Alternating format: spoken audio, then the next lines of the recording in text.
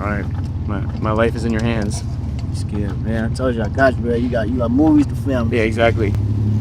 Put your seatbelt on. Your seatbelt on? Yeah, let me get it on. Hold up. Mine's on, by the way. Don't be fooled. Oh, it is on. Oh, I didn't see. All right. Yeah. So I was like, man, people are be saying I look soft. All right, got you. All right.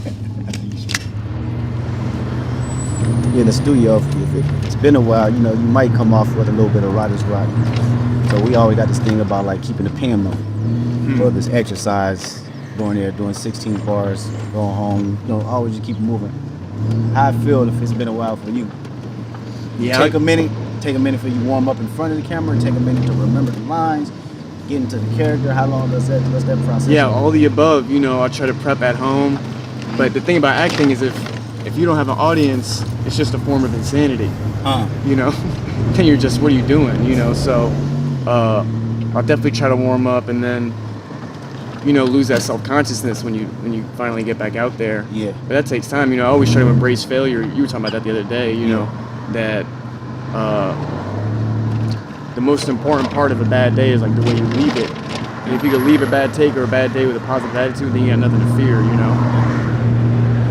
I think that's probably one of the biggest misconceptions about me as an artist. I'm always locked in and I'm always trying new things. Now, whether or not I like them is a whole nother conversation, but I have to keep the pen moving. It's not from sanity. And what's also has given me the opportunity to learn myself. Find out who I am. You mean through the styles of expression or the actual lyricism or everything? I mean, because when we write, man, you got to sit and go through the emotions and be vulnerable about it. Whether it's a fun song or sad or, got some type of depth or not. These are still relatively your personality, pushing through. And so a lot of these records are right, man.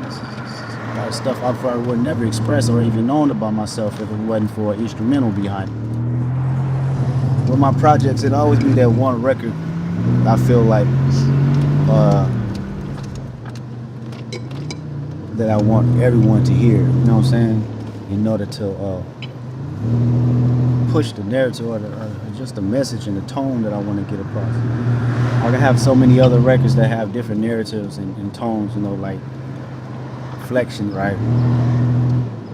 To preserve a space for that one that I want everyone to hear, that's what pushes me, man. That's why I like The Man at the Garden and even the fact that it's at the top of the record. Yeah, that's how it felt like to me, also just being a fan of your music forever and knowing like, look at where you're at now, man. Like, it's this crazy Super Bowl halftime show. And you just keep climbing, bro. It's like amazing. Appreciate it. Yeah, I mean that, bro. Yeah. Man in the Garden, I mean every word on that motherfucker, man. That's probably the easiest record to write. And I figured out who I am in this present moment, That was one of my favorites, part 2. That was the part 2 is like you're at the Olympics, bro.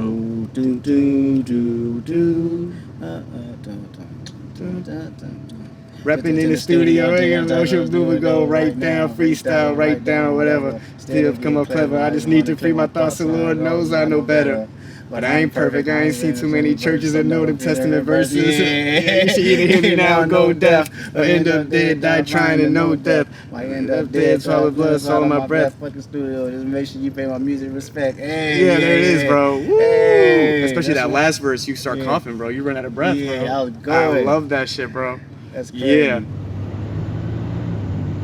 Have you ever found like pieces of yourself inside a role? Like, okay, I can relate to this character's emotion.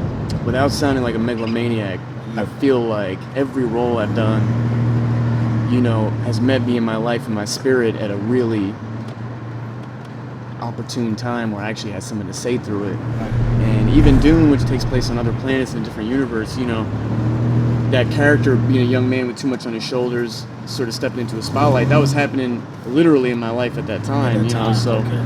And I've been trying to push myself more and more in that regard. When I played Bob Dylan, man, that was the most, because I'm actually playing a real life figure that, in some ways similar to your fan base, like not only reveres the music, but they revere the man and the legend. And that was like holding a legacy in my hands, What's that process like, man, playing Dylan?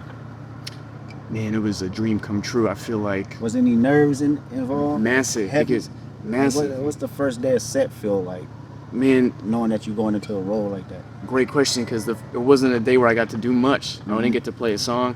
I was literally, it was a scene on an airplane where I'm drinking coffee. And then so it was like a mind fuck. I'm like, all right, so I'm me playing Bob Dylan, drinking coffee, you know. As far as like, if I started with a song, that's the stuff I spent 10,000 hours thinking about. Drinking the coffee, you know, wasn't as much. But the first time we did a song, that's when my confidence, you know, grew. And I was just like, man, I didn't want to let him down. But I went harder on that than I ever went, bro. I really, I mean, I want to be one of the greats, and I put those hours in. And I continue to put those hours in. The Dylan Project, I put the 10,000 hours in, you know?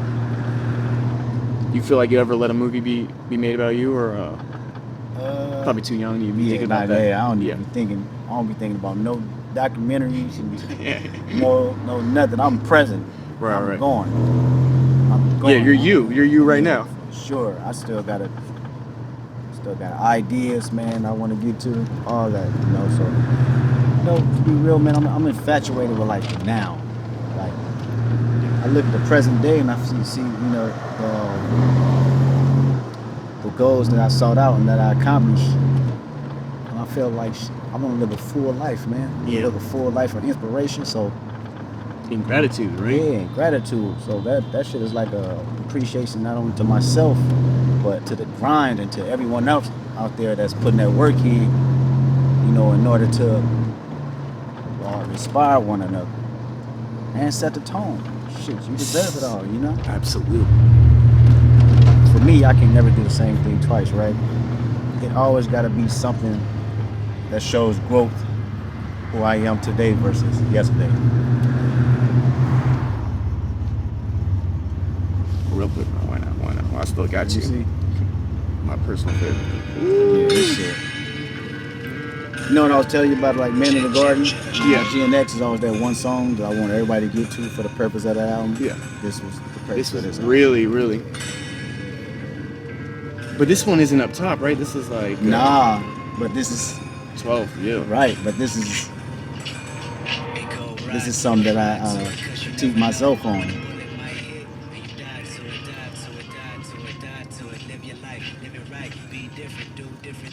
Don't do it like he did, cause he ain't what you is, but he can't win. Wait, let's get straight to the point, to the meaning of life. What's my purpose? Maybe this earth ain't a good place to be. How far is heaven? Let's see. Is it in the clouds like they said it would be? I wonder when I die, will he give me receipts? I wonder will the eyes of the Lord look at me? Look at me, look at me. I'm a loser, I'm a winner. I'm good, I'm bad, I'm a Christian, I'm a sinner. I'm humble, I'm loud, I'm righteous, I'm a killer. What I'm doing, I'm sad that I'm human. I'm even just ride to it, ride to it. God, this is some shit, man. And you die to it, die to it, die to it, die to it. Live your life, live it right. Be different, do different things. Don't do it like he did, cause he ain't what you is, but we can't win. Wait, let's get straight to the point. Hey, Wow. hey. So tell me about this real quick though, because you said like this is the one. On this one you wanted, but these aren't throwaways. These are all classics Right. too. So check it out. This is a case where I had to learn from this and say, okay, I'm at a point now in my career. I don't have to play the game of having the album track at the end of the record. I want that motherfucker up. I want it at the top. So you're gonna get Man at the Garden at the top of the record. Right. Because I've put in enough work to say I want it this way. That's my way. Like if I can do this shit all over again, which I wouldn't, this motherfucker be it.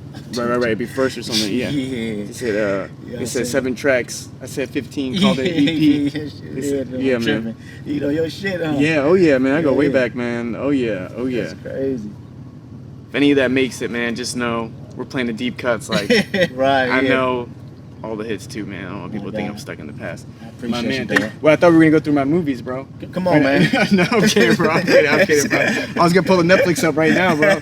Pull up. We watching all type of shit. We getting sentimental and shit. Yeah, you don't have 6 hours to kill right now, bro? Huh? You don't have 6 hours? You don't have 6 hours to kill? Hell no. We're crying in front of the We GNX. crying this shit. Yeah.